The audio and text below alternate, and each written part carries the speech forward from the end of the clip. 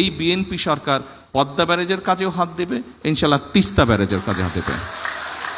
তিস্তায় BNP কর্মসূচি পালন করেছে যা বাংলাদেশে অন্য কোনো রাজনৈতিক দল করে নাই।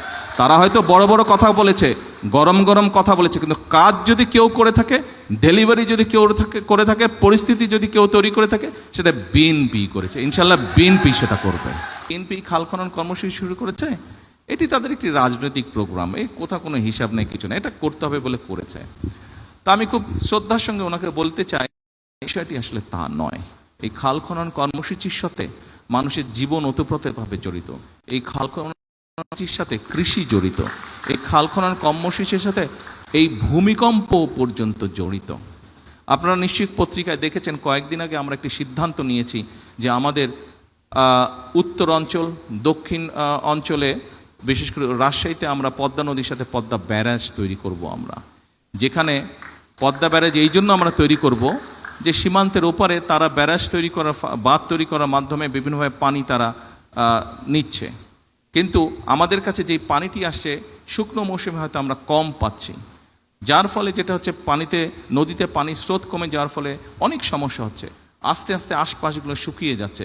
আপনারা নিশ্চয়ই দেখেছেন, ছোটবেলায় আমরা দেখেছি পদ্মা নদীর এপার থেকে ওপার দেখা যায় না, এখনও দেখা যায় না, তবে তখন পানি ছিল, এখন পানি শূন্য, দেখা হয়তো এখনও যায় না এপার থেকে ওপার।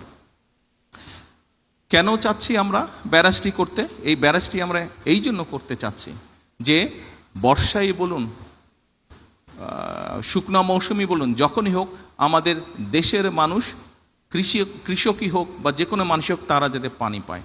আরেকটি ডেঞ্জারাস ব্যাপার হচ্ছে, এই ফারাক্কা বাঁধ হওয়ার কারণে যেটি হচ্ছে, ধীরে ধীরে যেহেতু পানির পরিমাণ কম, সেজন্য ধীরে ধীরে যেটি হচ্ছে সমুদ্রের পানি দক্ষিণ অঞ্চলে ঢুকছে, ফলে সুন্দরবন সহ ওই সকল অঞ্চলে যেই সমস্যাগুলো আছে, নোনতার কারণে নোনতা পানি বেশি পরিমাণে ভিতরে চলে আসার কারণে বিভিন্ন গাছপালা নষ্ট হচ্ছে, যে বিভিন্ন পশু বিলুপ্ত হয়ে যাচ্ছে।